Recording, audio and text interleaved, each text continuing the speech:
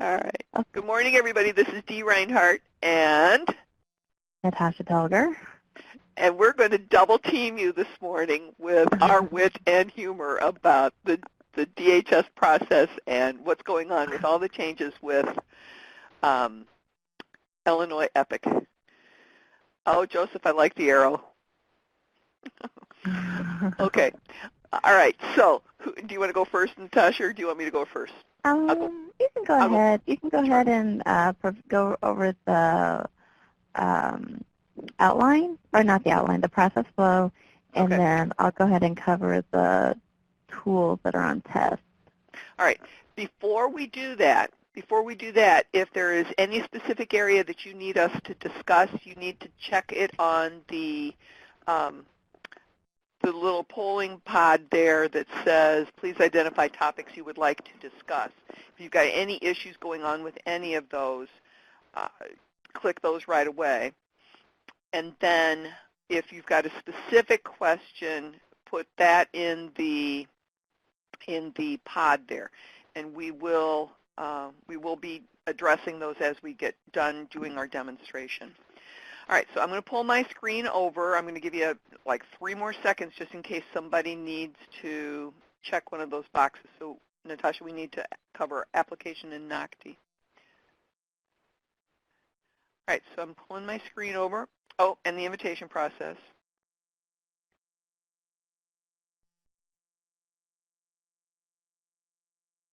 All right, last call before we cover it all up. All right, we'll be back there in a couple minutes. Okay, right now, we've got on the screen, you should be able to see it. If you can't see it real well, there are 4 little arrows at the top that you can expand to take the chart full screen. Now, last week we had a discussion with one of the DHS regions about that a couple of things just didn't make sense. So what we did was we made some adjustments to this, but basically this is the flow that after a person is assigned to EPIC, this is what the CBO will be doing with them. So we covered this last week in pretty good detail, so now what we're going to do is I'm just going to kind of breeze through here. So DHS will assign the person an appointment with a CBO on the scheduling tool on the intake dashboard, or on the person's profile. If there's no appointments, you need to call the primary contact for that program. Then the customer will, we'll go down the left side first. The customer attends the scheduled appointment. The CBO person will complete a 2151 saying that they have attended the appointment. They'll upload that within 48 hours. And then they will also put upload a 2151A with their planned activities for the upcoming month. They'll mark the customer as enrolled, and then they will immediately engage the customer. And if there are any changes in their activity, they will upload a new 2151A. They will also upload a 2151A for the following month's planned activities between the 1st and the 5th of the month. And then they will be, if it is required or necessary to help somebody progress, there is the staffing documents that will need to be completed. So if the customer doesn't show up, we have a process for them to follow as well. So if this is for mandatory participants, and we are in the process of creating a voluntary process as well. So the CBO will immediately fill out a 2151A to recommend conciliation. I'm sorry, that could be a 2151. And then they will continue to attempt to reschedule that customer within that first 48 hours. They'll put a note on the dashboard. They'll enter an additional case note if they need to. They can contact the customer by phone or email. They need to add a case note for all of the attempts that they make. If they do reach the customer, then they get to revise the 2151 and mail them the new copy and make that change. It will note that there has been a change in the dashboard. If the customer shows up to that appointment, to the rescheduled appointment, they will complete the 2151A and the 2151, upload them, enroll them, and then follow the rest of the process. If the person, for some reason, shows up at 1 p.m. when their appointment was actually for 10 a.m., you have two options. The CBO has two options. They can either reschedule the appointment, create the revised 2151 and make all the notations, or they can right then complete the orientation and go through the process to enroll the client. If the customer is a no-show for that rescheduled appointment, the CBO will immediately recommend a conciliation. It will be notated on the dashboard, and case notes will be entered, and the 2151A will be uploaded for non-cooperation, I believe is the term on the 2151A. So that's what the process is. We've got some notes off to the side about what's good faith reasons for missing the appointment and where you can see all of those things in the process flow. So, Natasha, is there any questions that you've fielded about the flow chart? Not about the flow chart. Okay, so shall we shift over to the actual live dashboard? Yeah. All right.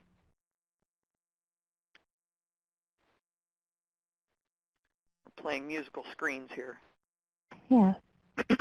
Okay, so what you see on the screen right now is the changed enrollment dashboard that is on test. And we're still in the process of testing it, and so we will release that either late today or over the weekend. So I believe we went over, I went over the proposed changes or what we were working on last week, but this is just to show you that it's actually there now. And so what we have is the area where the appointment hasn't been scheduled. Again, we want to keep this to a minimum, and now that we have the scheduling tool, it should be kept to a minimum. And so the CBOs will be have their eye on that as well. We have the referral pending with the scheduled appointment. We have referral pending so one of the big changes that we have from the old enrollment dashboard to this one is that there now is a time-sensitive component to this. So, it's white as a FYI that, you have a scheduled appointment that's coming up. These are, it's not showing here, but this is X number of people have a scheduled appointment, and if they have the scheduled appointment and it's still within 48 hours of that scheduled appointment, it's going to say referral pending. You need the 2151 form because it's FYI, it's white, so that you don't, you don't need to necessarily take action on it. You just need to know that you need to take action on it before the 48 hours runs up. And then if the CBO doesn't upload the 2151 within 48 hours, it comes down to the next section. Then they upload the 2151, and it goes into one of three areas. It'll either, if they don't have any contact from the customer, or they're recommending conciliation. So we kind of change this text just a little bit. So for the voluntary people, we can just simply call it what it is, no contact from the customer.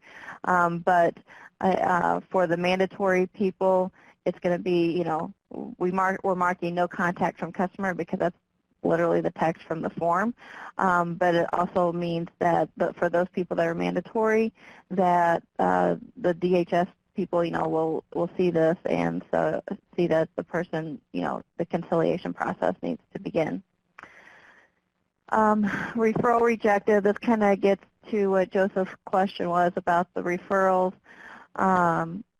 this is something that if the CBO uploads 2151 form and says the referral is rejected, then it sends a message to, it's on the dashboard, of course, but it sends a message to the DHS admin, the Commerce admin, and the super user element WorkNet staff, just so that we know that they're saying that a person has been rejected for one reason or another, and we can take a look at that on a case-by-case basis. But really, this should be at a minimum. There shouldn't be anybody that's rejecting a referral, and because they have options. In some cases, they can either put them into another training program. If they're in an area that offers more than one training program, we have employment-only services, and then in other cases they might have to just do like a adult ed or bridge program prior to going into the training program. So we really need to have the Commerce and DHS staff look at that also, so that we can find out why we might be making referrals, bad referrals,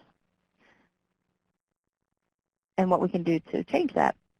Okay, so then the other area is that if they have indicated that the person has either the assessments are complete or the services have been initiated, they go into this section. And so just uploading the 2151 form, that's just one part of it. In order to be really enrolled into the training program, they need to select that they're enrolled. So once they have the 2151 form that shows that they've accepted this person and they've enrolled them, they go into the green section, and then they'll populate this, the lower half, which is typical for how we do the dashboards.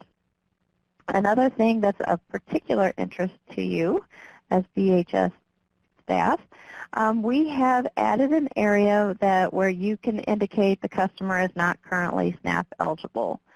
So I'll show you that in just a minute. And so if the person is not SNAP eligible, then they go into this red section, which means that they don't filter down to the bottom. We're not going to do the 2151A and all that kind of good stuff for them, on an ongoing basis, because they're not part of the program since they're not SNAP eligible. And then we also have an area where you can see if someone called the 1-800 number for to be withdrawn from the study, and we get that from EPIS. And so if they withdrew from the study, then you can see those people who withdrew from the study as well. The difference between these people and these people is the people who are not currently SNAP eligible, once they become SNAP eligible again, they can either, continue on with the existing training program, or maybe, depending on their circumstance, they might have to switch to another training program, but they are eligible to participate in EPIC services once they are SNAP eligible again. The people who withdraw from the study, they could complete any training that's been provided, paid for up front, but they get no other services, and they are not allowed to participate in anything else, and they can't get back into the EPIC training program. So that's your overview, and then all these have, stayed the same.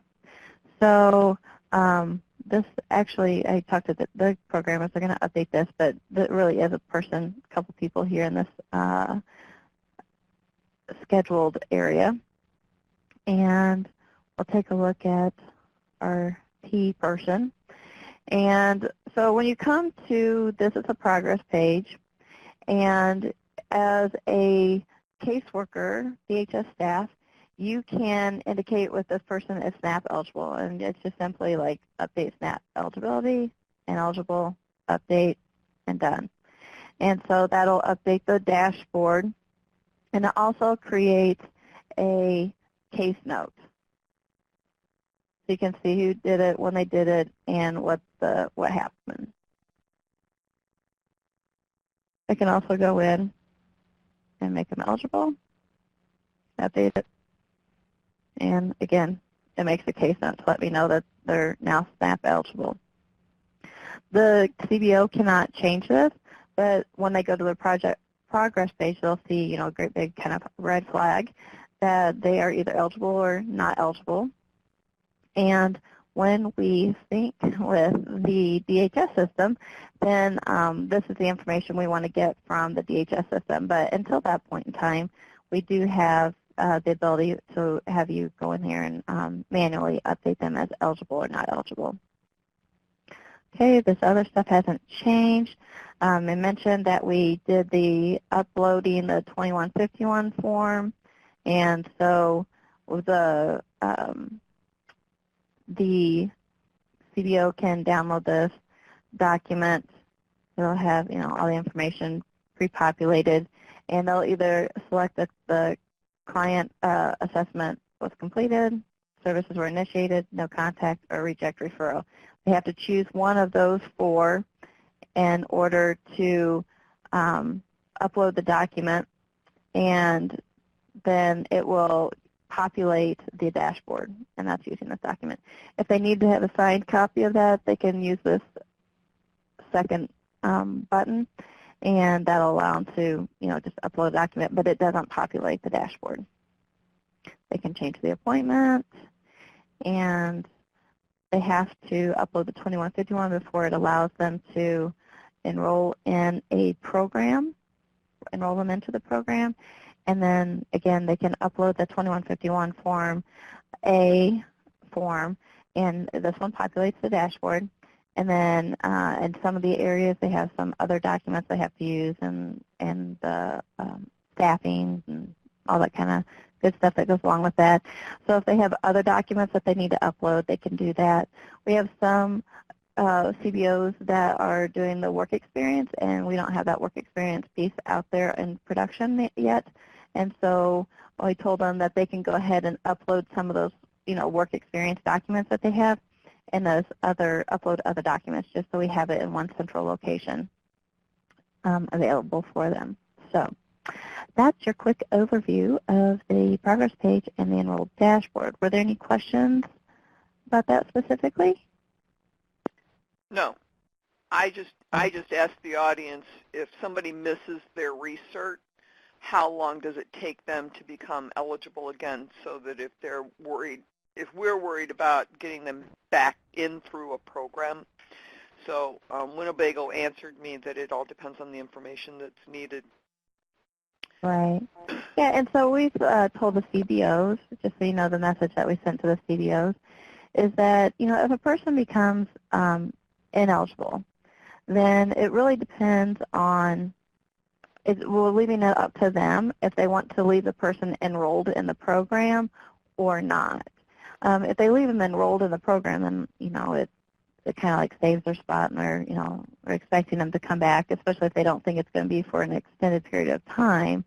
But, let's say a person has gone to jail for a certain amount of time, and they, are, even if it's, even if it's not for an extended period of time, and they wanted to get back in the program once they became SNAP eligible again, then that's fine.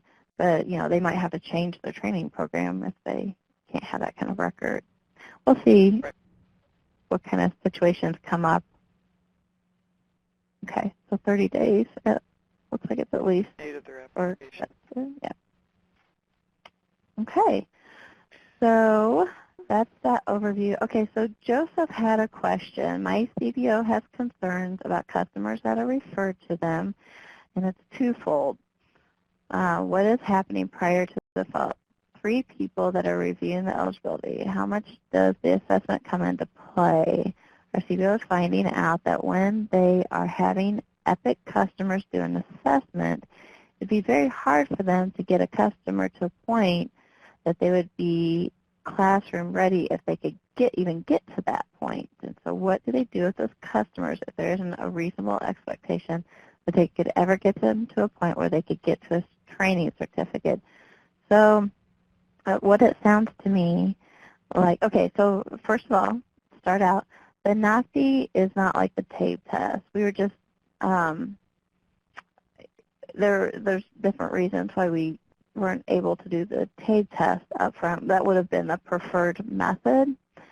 So we were just trying to get a feel for, if they don't have a GED or high school diploma, we're going to refer them to a program that has a bridge program. And so what we're finding out is some of these people, their reading and math skills are much lower than what even the bridge program can, what they need for a bridge program. So, some are entering them into other like adult ed classes that they can do. If this, and this is something that we'll have to work with with the CBOs, but we do have the option for employment-only services, even though, really we need to work with them to try to get their reading and math skills, at least upgraded. And so it's a difficult question. We were kind of hoping that, at least the application, if a person is really struggling with the application, I can't remember what the application's written at, like a 5th grade reading level. If they were really struggling with the application, then maybe this isn't the right program for them, just because, we would know that their reading skills are really, really low. So do you have any suggestions on the front end as far as what we could do to help with making better referrals so we don't, put those, we don't want to just push them over to the CBO and say, here, deal with it, at the same time. We really do want to make good referrals.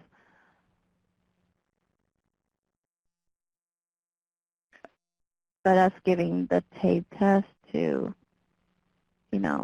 thousands and thousands and thousands of people is not going to be I guess, Natasha, for us either. A good question for the audience might be, how often do they have to help somebody understand what a question means when they're completing the application?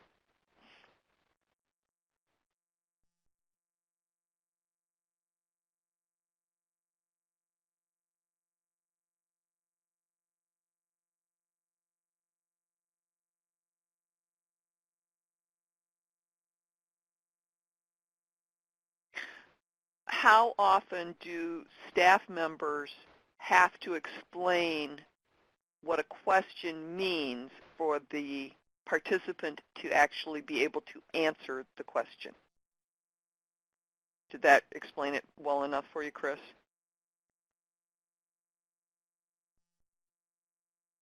Because I think if they're struggling with the application, that might be a indicator. I mean, I'm not an expert on, reading level, analyzing people for their reading skills or anything like that. But the other problem is it reading level or is it computer skills? yeah. Well, it sounds like with Joseph, they're just like going through it. So, in some cases, they might just be answering it, or they're familiar enough with those type of words, because they're pretty common.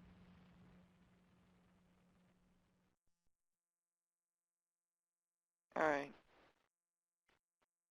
I agree with what Winnebago said about observing and then noting it in the case notes. I think that's a good opportunity because then we'll know how remedial or not remedial someone has some help or requires some help. I need Right. speech help.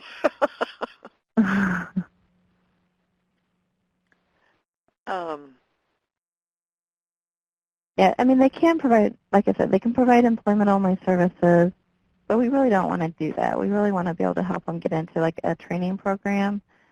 And so, but we really also want to bring up their skill level, too. Right, right, because if they don't have skills now, they never will if we don't help them. Not saying never, but Never, but yeah. I mean, the opportunity is here and now, so. Right. All right. Let's take a look and see what we Oh, have yeah. over here. So we have What another do we need? question.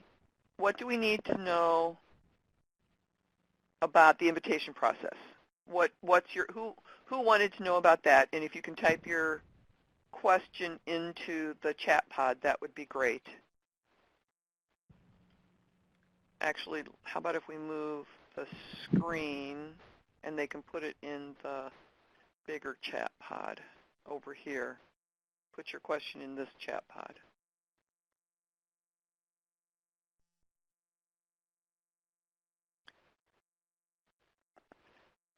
And so invitation process,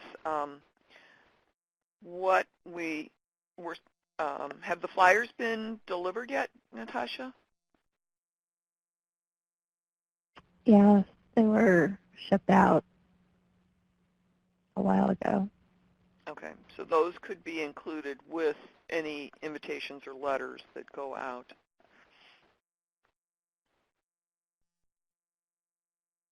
All right, I don't see anybody typing. What about, who had a question about the orientation tools?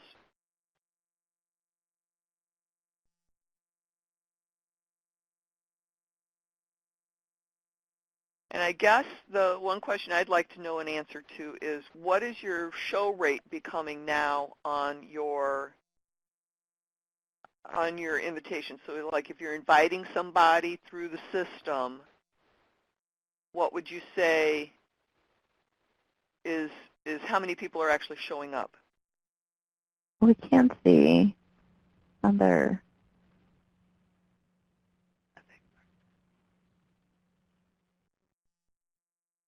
Well, the only one we really can't see is Chicago right now, but we can see how many they invite and how many people actually complete the process. All right, Winnebago said the entering of customer information and then not taking the information, then go back out. I'm not quite sure.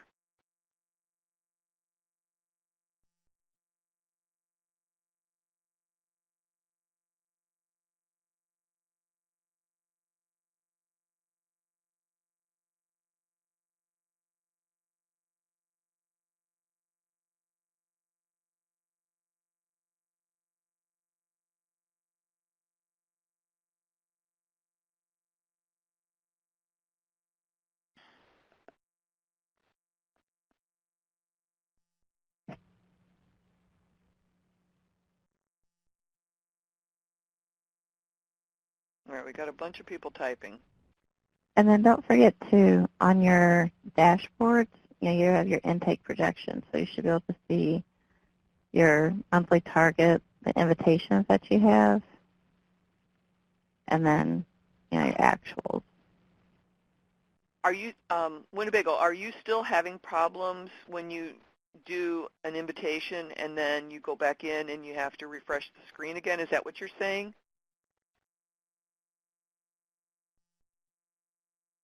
Okay. All right, so that has continued to be a problem, and I don't know, Natasha, I brought that up to Chris,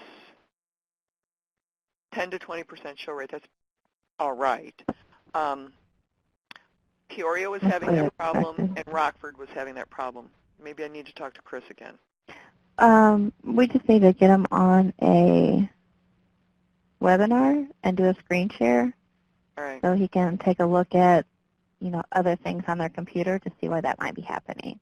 And they are using, I think both of those areas were using IE instead of Chrome.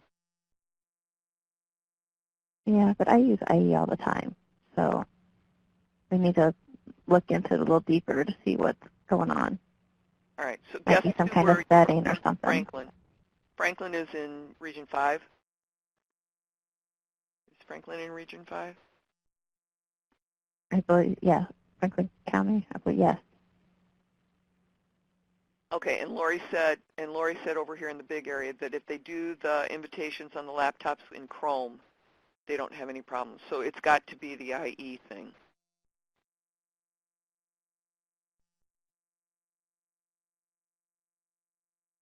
There are concern for Region 1 about the application process. There are no options for non-high school graduate. Is that in the NOCTI? It is said highest level of education that would assist with if they are eligible. There's also no option if they had no jobs. Winnebago's saying show rate is 25%. There's no, I don't understand, there's no option if they had no jobs. They don't have to have a job in order to have, I'm not sure I understand. And the assessment, okay, so in the assessment, you don't even, honestly, you don't even have to do the demographic part. Don't even do the demographic part. It's not required. We have, yeah, and I would even prefer you not do the demographic report part of it, just because we already asked them a bunch of that stuff in the application, and so I wouldn't even bother them with that.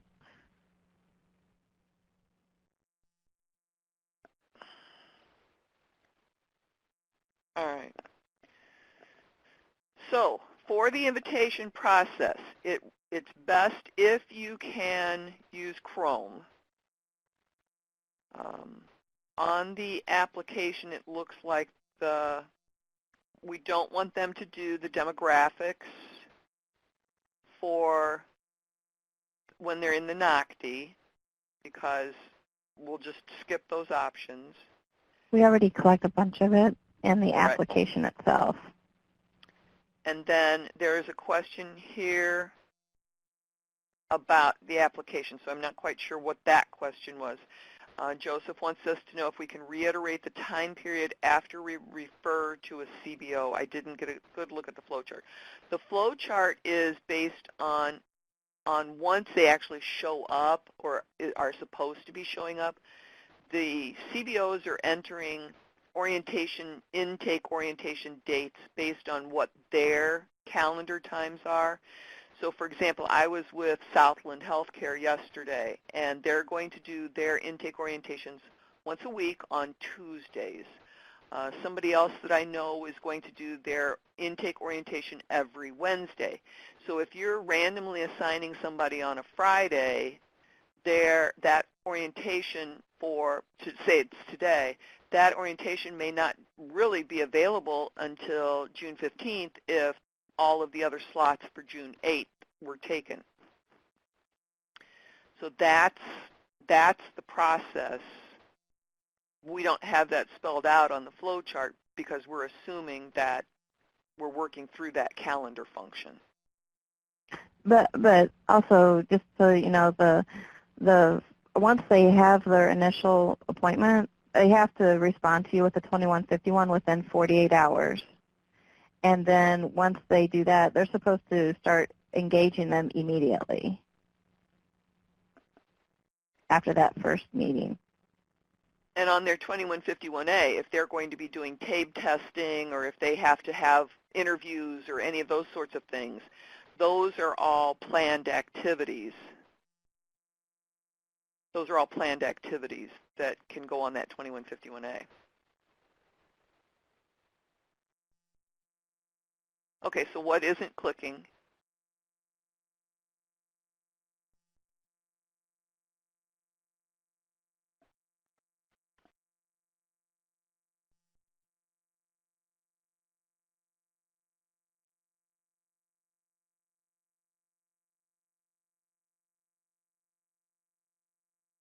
I can just unmute Oh, all right.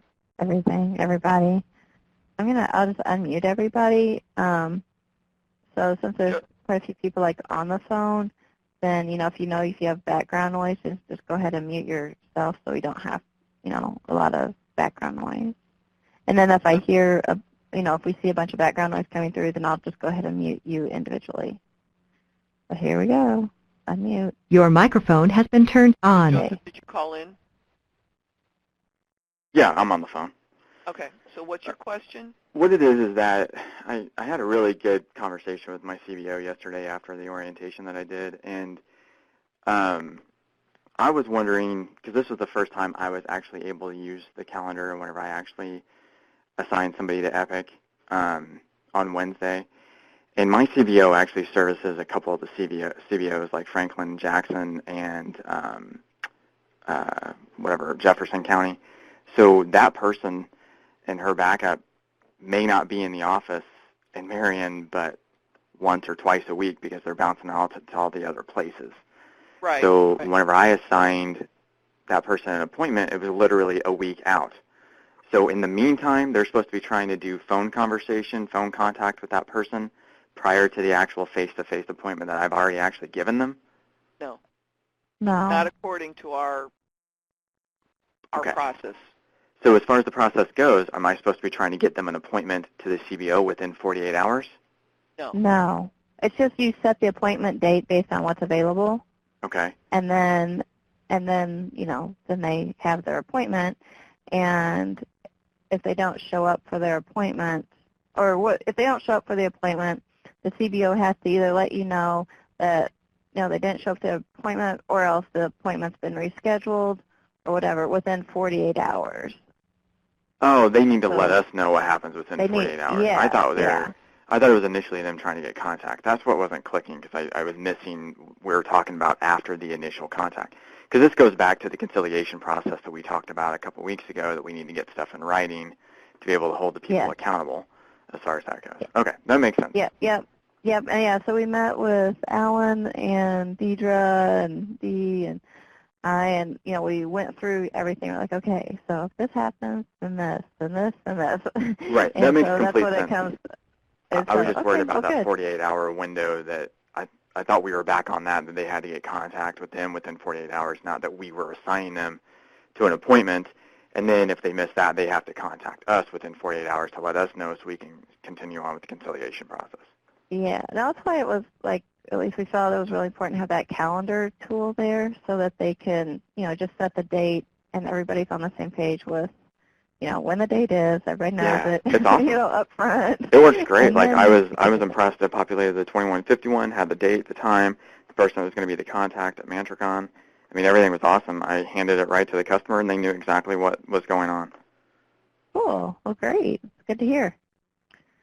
Good. Okay. So now you're clearer on this now then? Oh, yeah.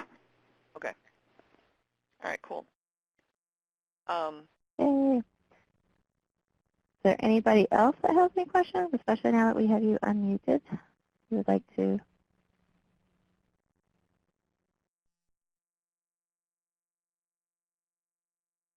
All righty. Well, I think we're getting better. We're only 9 minutes over. Woohoo! Okay, 10 minutes. Now my clock just flipped over. What? Hello, can you hear me? Yes, Yep, this we is. can. Good morning, everyone. My question is, we had a client this week that was doing the assessment, I believe, or the application. I'm sorry, I'm not sure. And I know you just said that to skip it, but the problem was he was on a section where it asked about your education. He started high school, but he did not complete it. So he put down that he had a doctorate because he assumed that it meant that he didn't finish school. So there was no option there for someone who didn't finish high school. Also, he had never had a job. He was never employed. So you have, there wasn't an option there either for a person who's never had a job. So are we telling everyone? If you're talking about the application, it allows you to select something lower than a high school, degree. And if you're talking about the application, it asks you if you've ever had a job, and you say yes or no. And if you say no, then it just allows you to skip over to the next section. Okay, well, because, you have no reason to enter anything if you don't have a job, if you've never had one before. So, but if you say, yes, I've had a job, then it asks you for some of your previous, employment history. But if you're talking about the NOCD, the NOCD does have some demographic information. I don't recall, because it's been a while since I've looked at that specifically, if it had anything about jobs in there. That just doesn't sound familiar. But if it's in the NOCD, that section of the NOCD isn't required. And since we've already asked them a whole bunch on demographic information, I wouldn't have them fill that out. I mean, you can, but you don't have to. at the point that he asked me to come over, I can only assume that he populated where it would ask those questions and not, take away the option that he fell under. Because I don't know what he populated before to get to those two questions. But it was not the NOCTI. I know that's for sure. On the NOCTI, I know the lowest grade level that you can have is high school. That's the lowest option that you can select for education. For NOCTI. On the NOCTI. I do not remember ever having, because I took the NOCTI myself recently, and I don't remember seeing a spot on there where it asked me about my work history. Only on the EPIS application and the EPIC application does it ask about work history. So can we, this is Meg Morris, so can we look at that just to, because I was called over, and I did see it, and it did not have anything to ask him what his highest level of education was. Okay, let me go into, I got to get into like a test person here real quick. And let me start out with a new person here real quick.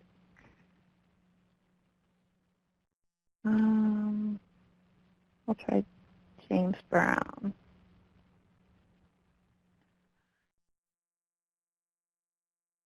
Hold on, I just got to do this real quick on the side here.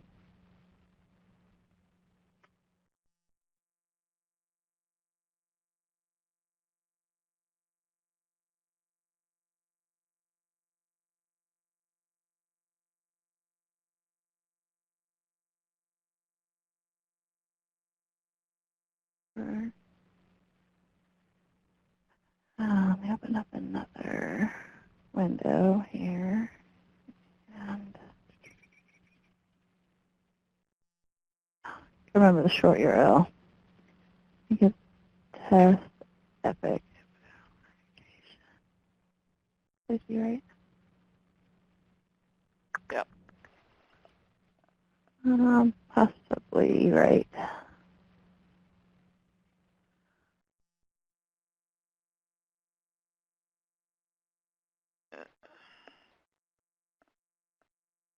Okay, I've read it. I'll start the application. We'll just say yes.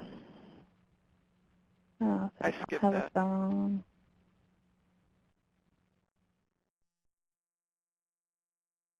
You don't have to put in an email address. Oh, that's right. True. I'm so used to doing that.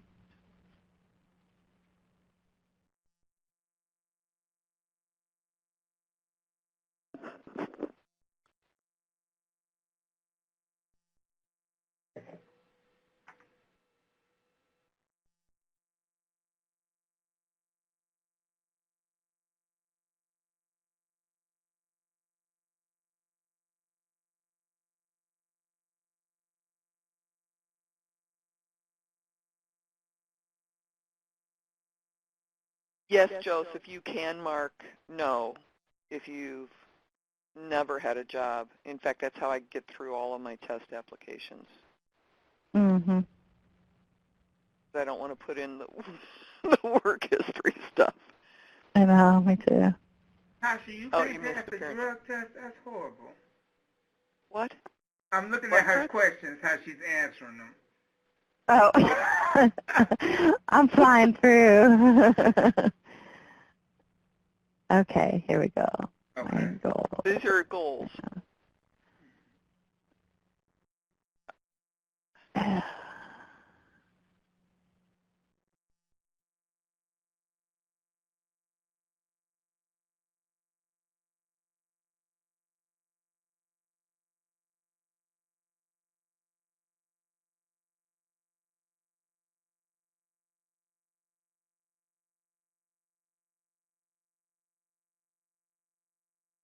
Okay, here we go. Highest level of education. So You can say none, first through eighth, freshman, sophomore, junior in high school. Right, So there's this is definitely not the page. So he must have been in that Nocti screen there. It wasn't a drop-down menu. It was actually where you had to click on a button to get the answer. So that's not. That would have been in Nocti. Oh, Nocti. That's not in here. So we can have them skip that page, correct? Yeah, in the It's not- Nocti, yes. Okay. Yeah. You might as well finish it. Have you ever, and so here, so, not in labor force. Have you ever had a job? No. I can say yes, and if I say yes, then I have to enter in my employment information. Right. If I say no, then I just move on. Now, what I noticed in Nocti is once they click on something, it doesn't let them unpopulate that. How can I get that changed? We can't change anything in the Nocti. I mean, what said they click on it in error? Well, you can go back. I believe you can go back in and change stuff. At the end. Because at the end, before you submit it. Once you submit it, you can't change anything. Okay. So. Because normally the only way we find out is when they call someone over and, like this young man said, he had already clicked on something and said, well, I didn't finish high school, but he clicked on something. So now it's, nothing's going to late. Yeah, I don't know anything. I don't ever really pay attention to the demographic page on that, just because. Okay. I think I all don't they're ever worried do. about is Nocti. I think all they're worried We about just lived in the is Nocti. Yeah. And we worry about the application like we just went through and the actual testing part of the Nocti.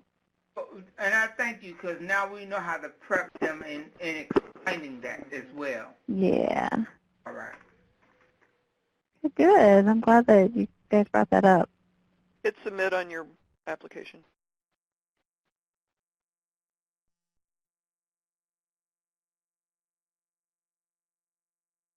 Now we have another test person to use.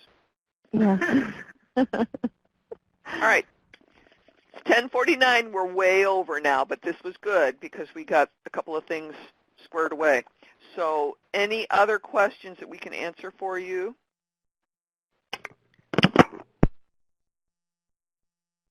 We'll, if not, we'll see you guys all next Friday. And remember that you can send any questions that you have or concerns to epic@illinoisworknet.com. So have a great summer weekend. Thanks, everyone. Bye.